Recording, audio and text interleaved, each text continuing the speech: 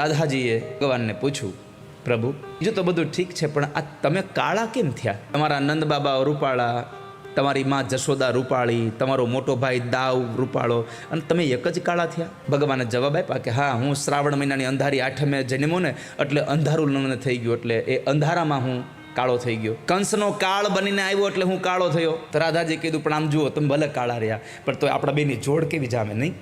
તમે કાળા, હું રૂપાળી, આપણા બેની જોડ એકદમ સરસ જામે છે. હા હો રાધા, એ વાત તારી સાચી છે. તો પુરુષ અને રૂપાળી કન્યા રાધા કૃષ્ણની જોડ છે. તો રાધાજી કીધું, પણ તમે રૂપાળા હોત તો આપણી જોડ કેટલી જામત હજી? ભગવાને કીધું, એ વાત તારી સાચી રાધા, પણ જો હું રૂપાળો હોત તો તારે ખોટ જાત. કેમ? તો કહે છે કે હું રૂપાળો હોત તો તારી સામું જોવત કોણ? આ તો હું આટલો કાળો છું એટલે બધા તારી સામું જોવે છે.